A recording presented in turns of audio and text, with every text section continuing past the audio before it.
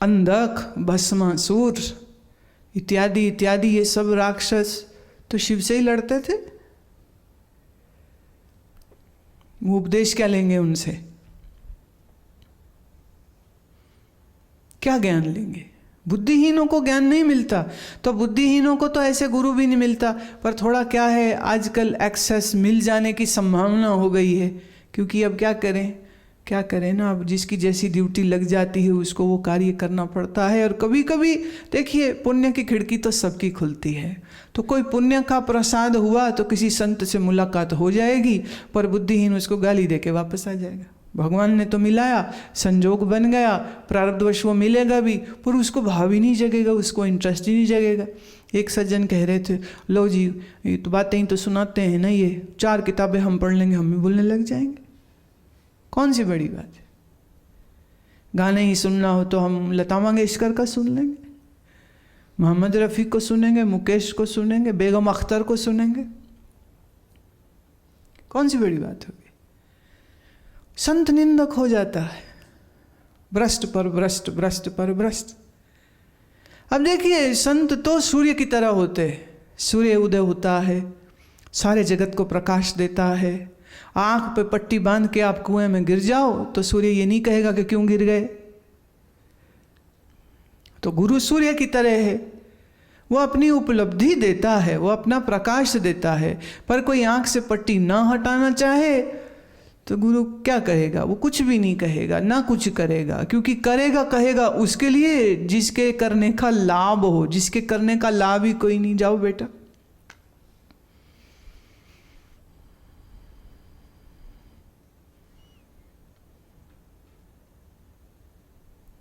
जो चाहिए कि मेरे पास बहुत सारे पत्र आ रहे थे, कौन सा मंत्र करें, क्या करें, तो आप अपनी इच्छा देखिए क्या है, आपके मन में ख्वाहिश क्या है। तुम्हें संसार में बढ़ना है तो देवी मंत्र, कुछ देवी मंत्र ऐसे हैं जो साधना में बड़े सहायक होते, कुछ मंत्र ऐसे भी हैं जो जगत की लिए अच्छे रहते। तो सुबह उठे, अपनी आवश्यकता, अपनी कैपेसिटी के अनुसार उस मंत्र की, अब देवी की करे तो 3 माला जरूर करे। 108 मन के एक माला में 3 बार तो करना बनता है। शिव मंत्र करे, पंचाक्षरी है, 5 बार करना बनता है। अब गायत्री 24 अक्षरी है तो होनी तो 24 माला चाहिए, पर 24 करने वालों को कहना ही नहीं पड़ता, जिनके अंदर ऐसी तपस्या और भावना होती है। पर चलो वहां पर हम कहते हैं कि 1 ही माला कर लो, वही बहुत है। अब आपको हमसे ये भी नहीं होती तो डूब मरो अपने ही मन में। नदी तालाब में डूबने से जो मरते हैं उसमें सिर्फ शरीर मरता है, पर जिसकी आध्यात्मिक ही मौत हो गई, ये मौत होती है असली वाली। अपनी परेशानी, अपनी चिंता, अपने क्लेशों में डूबा रहता है। देखो, हम किसी को अपशब्द नहीं कह रहे, मैं किसी को ये बुरा बात नहीं कह रही हूं कि जाओ डूब मरो। डूब मरो क्या, वह अपने मन की चिंता में डूबा पड़ा है। न जिए बनता है ऐसे व्यक्ति से, न मरे बनता है। और अगर कहीं फांसी लगा ले, जहर पी जाए, नस काट ले, रेलवे ट्रैक पर जाके सिर दे दे, तो उससे भी मरता थोड़े है, सिर्फ शरीर कटता है, मन बना रहता है। अगला जन्म और बुरा मिल जाएगा, क्योंकि उसने बुरा काम किया ना।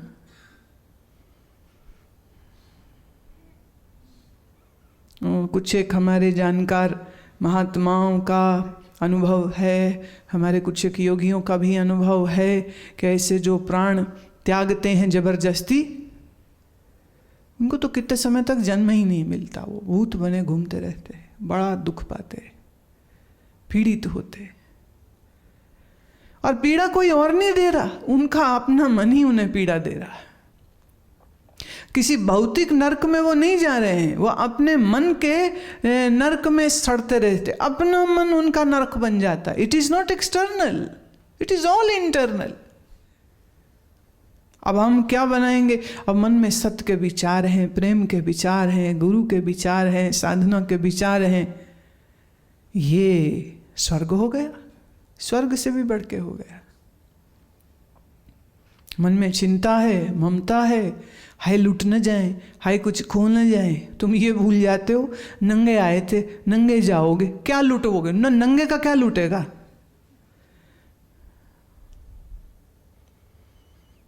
नांगे आवन नांगे जाना, कोई न रहसी राजा राना। कबीर साहब का ये वचन है कि नंगे आए थे, नंगे जाओगे। अब लड़ किस बात के लिए रहे हो? सड़ किस बात के लिए रहे हो? चिंता किस बात के लिए कर रहे हो?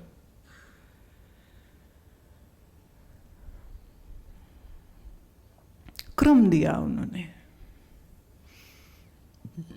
तो छांदोग्य उपनिषद ने उद्गीत प्रणव की महिमा कही। इसमें एक दूसरा योग चूड़ामणि का यह श्लोक श्रवण करिए। वो कहता है, प्रणवात प्रभवो ब्रह्म, प्रणवात प्रभवो हरिः, प्रणवात प्रभवो रुद्रः, प्रणवो हि परो भवेत्। प्रणव से ब्रह्मा उत्पन्न हुए, प्रणव से हरि अर्थात विष्णु उत्पन्न हुए, प्रणव से ही रुद्र उत्पन्न हुए, प्रणव ही परो भवेत। सब कुछ इसी प्रणव से उत्पन्न हुआ है। ज्ञान मार्ग में ये योग चूड़ामणि ग्रंथ का यह 77वां श्लोक है। और ये कह रहा है कि सब जिनको तुम पूजते हो, ब्रह्मा हो, विष्णु हो, महेश हो। देखिए इसमें ना बड़ी मिलती जुलती कुछ पौराणिक कथाओं को मैं ले रही हूँ, श्रवण करो। एक बार पार्वती ने पूछा शिव से, एक बार लक्ष्मी ने पूछा। अब ये दो अलग पुराण हैं, विष्णु पुराण और शिव पुराण, पर कथा देखिए एकदम मिलती। कारण लेखक एक ही है ना, वेद व्यास जी। Script writer is only one person, so bound to have some similarities. और एक समय नारद पुराण में नारद जी पूछते हैं, गरुड़ पुराण में गरुड़ जी पूछते हैं विष्णु से, गणेश पुराण में एक बार गणपति को पूछा जाता है। अब यहाँ पूछने वाले कोई अन्य देव है कि आप आंख बंद करके किसका ध्यान करते? पार्वती पूछे शिव से, लक्ष्मी पूछे विष्णु से, सरस्वती पूछे ब्रह्मा से। और ऐसे अलग अलग पुराणों में श्रोता और वक्ता बदल गए, प्रश्नकर्ता बदल गए, लेकिन प्रश्न एक ही है। आप किसका ध्यान करते? आप शिव जी को देखो आंख बंद, आप विष्णु को देखिए तो आंख बंद, आप ब्रह्मा को देखिए तो आंख बंद, आप दुर्गा का कोई जो देखिए ये जो आजकल के बेसमझ कुछ मूर्तिकार जो मूर्ति बनाते हैं, जो नहीं समझते हैं, उनकी छोड़ दीजिए। लेकिन आप पुरातन 100 वर्ष पुरानी कोई मंदिर की मूर्ति देख लीजिए। और दक्षिण भारत में अगर आप कभी जाएं तो किसी भी मंदिर की कोई मूर्ति देख लीजिए, कहीं पर भी आंख खुली नहीं बनाई जाती। वो मीनाक्षी का मंदिर हो, कन्याकुमारी का मंदिर हो, कोई मंदिर हो, ये आंख खोल के मूर्ति बनाने का चलन उत्तर भारत में ही है, दक्षिण में नहीं है। कई कारण है उसके। एक तो बहुत बड़ा कारण ये ना कि उत्तर भारत में इतने ज़्यादा बाहरी फॉरेनर्स के हमले होते रहे हैं, युद्ध होते रहे हैं। और आपको जान के हैरत होगी, वेदों का सृजन, वेद की इन ऋचाओं का सृजन ये सिंधु नदी के सबसे करीबतर क्षेत्र पंजाब में हुआ। ये जितना ये हिमालय का ये क्षेत्र आजाद, देखिए जब हम पंजाब कहते तो पुराना पंजाब में कह रही हूँ, जिसमें हिमाचल भी शामिल था। ये अलग प्रदेश नहीं थे कोई, इस क्षेत्र में बने।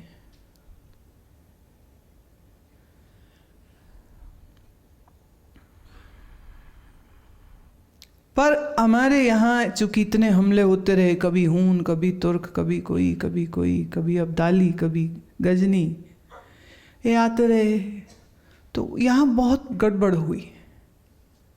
लेकिन समहाउ डीप डाउन साउथ तलक इतनी फ्रीक्वेंसी से हमले नहीं हुए। जो एक बार इधर सेटल हो जाता तो फिर धीरे धीरे साउथ की तरफ वो अपने पैर बढ़ाता था।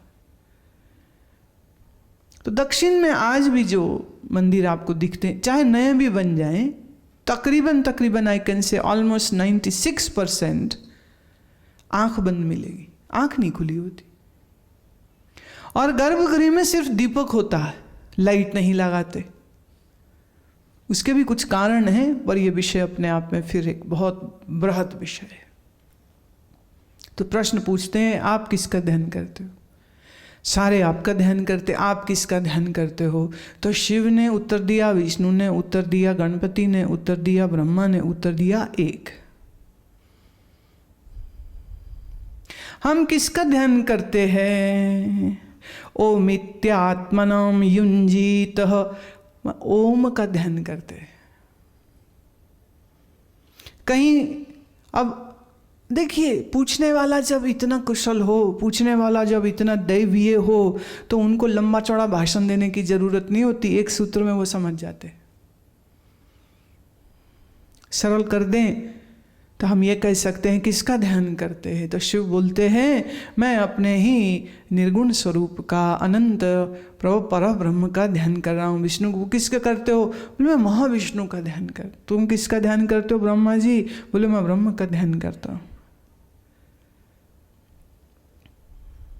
अब उसी ब्रह्म को उपनिषद ओम कह रहा है, प्रणव कह रहा है, सबकी उत्पत्ति उसी से हुई है। अब हम विष्णु को मनाएं कि शिव को मनाएं, किसको मनाएं? देवी को मनाएं। तो ऋषि, उपनिषद का ऋषि कहता है, मूल तक जाइए, ओम का ध्यान कीजिए। ओम का ध्यान किया, सर्व देवी देवता का ध्यान हो गया। वेद नहीं आते ना सही, ऋचाएँ नहीं आती ना सही, सामगान नहीं आता ना सही, सामवेद नहीं पता ना सही, भगवद गीता समझ नहीं आती ना सही, सबसे सरल ओम का उच्चारण करें। बैखरी से शुरू हुए, मध्यमा तलक जाए और पशंती में स्थिति हो जाए, बस इतना काम करते रहिए। देखिए, आप लोग कुछ तो साधना करो, कुछ तो अपने अंदर सात्विकता को, तपस्या को लाओ, और वैसी बुद्धि प्रखर बनाओ कि मैं तुम्हें इस योग्य समझूं कि गहन विषयों की चर्चा मैं तुमसे कर सकूं। क्योंकि ये चर्चा के विषय नहीं है, ये अनुभव के विषय हैं, और ये अनुभव वही करेगा जो अपने जीवन को साधनामयी बनाएगा। मांडव्य के उपनिषद मात्र 12 मंत्र हैं। 12 मंत्रों में ओम का स्वरूप वर्णित किया है, आ ऊ माँ को अवस्थाओं से जोड़ा है, और यहीं से आत्म ब्रह्म का निश्चय कराया। मात्र 12 श्लोक हैं। और जो मांडुक्य की कारिका आदि शंकराचार्य जी ने लिखी है, वह अपने आप में कम से कम 100-125 श्लोकों की है। माने 12 को समझाने के लिए इतने श्लोकों की जरूरत पड़ गई। और शंकराचार्य, जिनके शिष्य पद्मनाभ जैसे अति अति उत्तम, प्रखर बुद्धि, हाँ, सक्षम, वैरागी, त्यागी,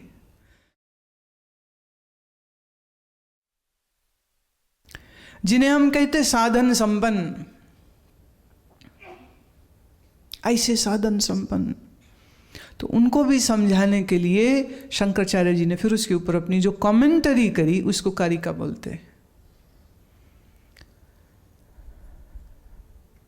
अब ये योग चूड़ामणि ग्रंथ है, पातंजल योग सूत्र है,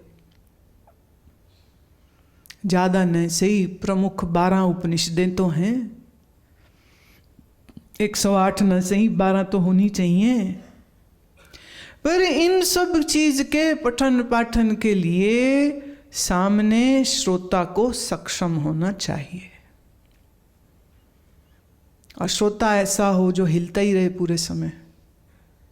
आप में यहाँ बहुत सारे हिलते ही रहते हैं, उबासी आ जाती है, नींद आ जाती, खुजली आ जाती, और ये मैं ही जानती हूँ कि मैं अपने आप को कैसे, कि देखो ही मत ये क्या कर रहे हैं, देखो भी मत इनके लिए, क्योंकि उनको देखा तो हमारे, जब मैं अपने आश्रम वासी शिष्यों को कुछ पढ़ाती हूँ या कुछ कराती हूँ,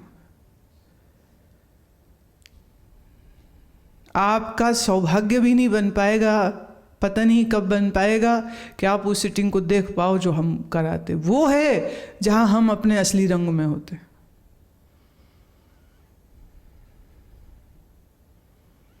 और सभी के सभी रीढ़ की हड्डी सीधी करके बैठे रहते, मजाल है कि कोई हिल जाए तो। और अगर कोई हिल जाए और जरा सी आंख इधर उधर हो या उधर देख रहा हो या उसके चेहरे पे मुझे आलस्य या सुस्ती दिख रही हो, उसी समय आउट। और फिर अगले जितने भी दिन मैं इनको सिखा रही हूँ वो बंदा बाहर ही रहेगा, सर्दी हो, गर्मी हो, बारिश हो, कुछ हो। जब तुम इस योग्य नहीं हो तो हम तुम्हें नहीं बैठाएंगे। कल मैं पूछ रही थी कुछ श्रोताओं से कि कौन से 10 मंत्र थे जो मैंने बताए, 10 प्रकार के मंत्र। कोई 3 बोला, कोई 4 बोले। और ये सब जवान बच्चे हैं, ये वो हैं जो हमारे पास यहाँ ज्योतिष सीखने आए हैं 3 महीने के लिए। बड़े प्रखर हैं, ऐसे तो बड़े बुद्धिमान हैं।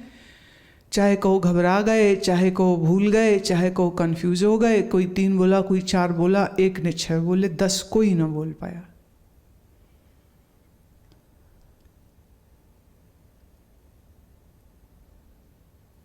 अब ये हमारी कक्षा चल रही होती तो हम कहते बेटा अभी जाओ, फिर अभी तुम इस योग्य नहीं कि आप अभी अपनी बुद्धि को तेज करो, जाओ अपनी स्मरण शक्ति को तेज करो, त्राटक करो, मंत्र जप करो, प्राणायाम करो। 3 का कॉम्बिनेशन करोगे तो तुम्हारी स्मरण शक्ति इतनी तेज हो जाएगी कि जो चीज़ मैं बोलूँगी वो तुरंत सुनोगे ही नहीं, समझोगे। सुनना मैंने उस दिन कान के डायग्राम से ही आपको सिखाया था, बताया था कि ईयर ड्रम पर साउंड वेव का टकराना सुनना नहीं होता है। जब ये वेव एक इलेक्ट्रिकल इम्पल्स बन के ब्रेन तक जाती है तो मस्तिष्क उसको सुनता है, कान नहीं सुनते, मस्तिष्क सुनता है। पर जिस दिमाग में इधर उधर के ख्याल भरे हों, चिंता भरी हो, विचार भरे हों, लोभ भरा हो, mind which is agitated cannot understand, can listen, cannot understand. तो अपने ऊपर थोड़ी सी मेहनत करिए, इतनी मेहनत करिए। देखिए गीता की मैं बात कहती हूँ, हमारे महात्मा ये बोला करते थे, कहते हैं अर्जुन वो बछड़ा है और कृष्ण है गाय और गीता है दूध। जैसे बछड़े को जब भूख लगती है तो गाय के थनों में दूध उतर आता है, बछड़ा दूध पीता है और फिर जब दोबारा बछड़े को भूख लगेगी तो गाय के थनों में फिर से दूध आ जाएगा। तो गाय दूध अपने बच्चे के लिए देती है, हम इंसान तो प्रसाद स्वरूप पी रहे हैं, क्योंकि बछड़ा जो है वो तो थोड़े ही दिन में उसके दांत आ जाएंगे और फिर वो घास खाने लग जाएगा, तो उसको माता के दूध की आवश्यकता नहीं रह जाती है। और फिर दूध को पचाने की जो सिस्टम होती है वो चेंज होकर के घास पचाने वाली सिस्टम बन जाती है उसकी। Then it is not needed. और यही अगर बछिया है तो वो खुद ही गाय बन जाएगी, जब खुद ही गाय बन जाएगी तो वो आगे दूध देने लग जाएगी। बछड़ा है तो वो खेत में काम में लाया जाएगा या और संतान उत्पत्ति करने के लिए उसका उपयोग किया जाएगा। बोले अगर अर्जुन को भूख ना होती तो कृष्ण गाय से यह गीता का दूध ना आता। मुझे याद है मैंने एक बार बहुत पहले ऋषिकेश में या हरिद्वार में भीमगोडा जगह है, वहाँ पर एक आश्रम का मंदिर था। मंदिर की बाहर की दीवार पर उन्होंने पेंटिंग बनवाई थी जिसमें अर्जुन, मैंने एक बछड़ा बनाया, एक गाय बनाई। तो बछड़ा जो है ना उसके पेट में ही ऐसे मुंह सा एक मनुष्य का बना के उस पर लिखा था अर्जुन और गाय पे लिखा था श्री कृष्ण हैं, और वो जो दूध आ रहा है उसके थन पे उसको ऐसा पॉइंटर लगा के लिखा हुआ था भगवत गीता रूपी दूध।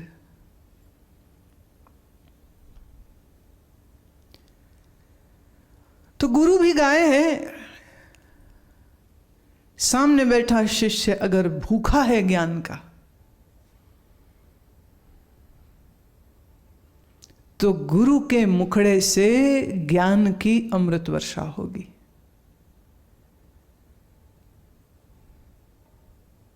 और सामने बैठने वाले बुद्धिहीन, कामी, क्रोधी, वासना से भरे हुए, लोभी, खराब मन के, निंदा चुगली करने वाले, झूठ बोलने वाले हों तो गुरु के हृदय से क्या आएगा? ये देखिए, ये कोई लेक्चर नहीं है, लेक्चर नहीं है कोई जिसको हम तैयार करके लाएं और नोट्स जो हैं वो निकाले और बनाए और प्रिंट आउट ले आए। अब मेरा ये जो आईपैड है इसमें मैं थोड़ा सा अपने आप को लिमिट करना चाहती हूँ, क्योंकि मेरे पास बोलने को इतना है, कहने को इतना है, तो फिर कहती बस इतना ही रखो भाई आज के लिए, इससे ज़्यादा नहीं करेंगे। और मैं कल रात्रि ही ये बात कह रही थी कि कम से कम मुझे अभी 5 दिन और चाहिए, 10 सभाएं और चाहिए, क्योंकि अभी बात पूरी नहीं हुई है। लेकिन शायद इतना ही बोलना मेरे लिए उचित है ताकि जो काम मैंने आपको कहा है करने को उसको पहले कर तो लो, कि तुम जब अगली बार मुझे मिलो तो तुम कहो हमने ओम नमः शिवाय का अनुष्ठान कर लिया, हमने महामृत्युंजय का अनुष्ठान कर लिया, या गायत्री का कर लिया, या देवी मंत्र का कर लिया। तो फिर मंत्र से जुड़े हुए जो और रहस्य हैं फिर उनको सुनने की आपकी कैपेबिलिटी, एबिलिटी, पात्रता, योग्यता फिर बन जाती।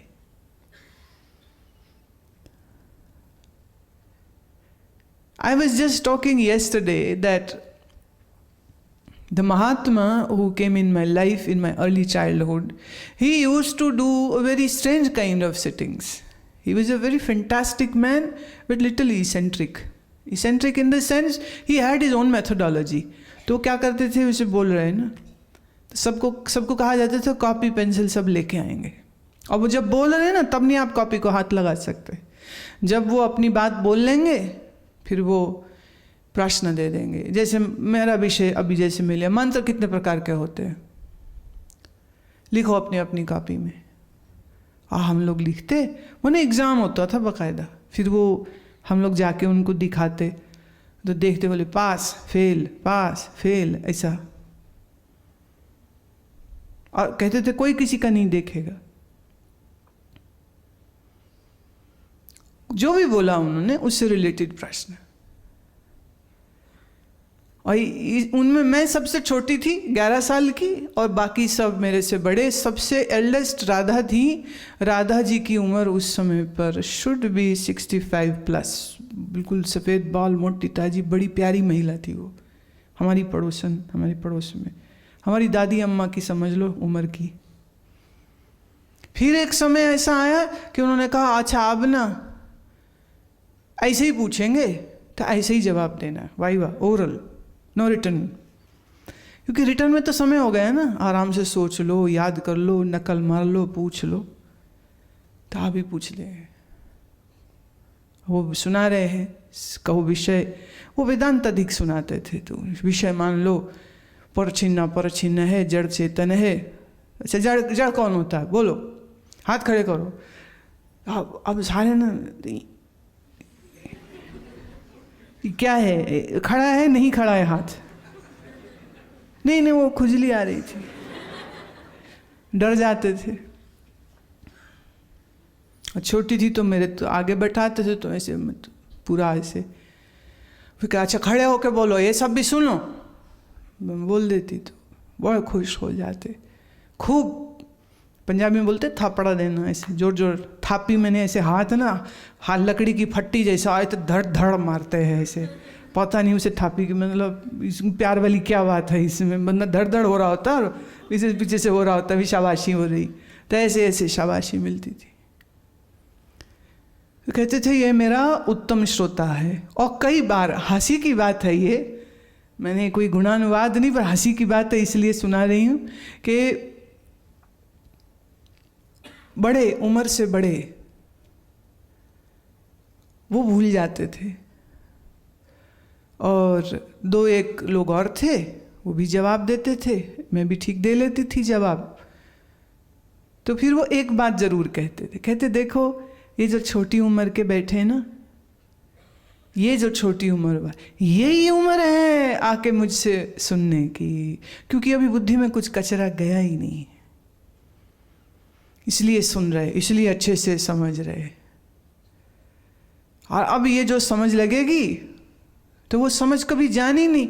देखिए कल आया था दरिया साहब का ये पद कि एक बार पारस लोहे को छू गया और कंचन बन गया, फिर ना लोहा होई। फिर वो पारस, फिर वो सोना जो है वापिस लोहा नहीं बनता है जो एक बार सोना बन गया।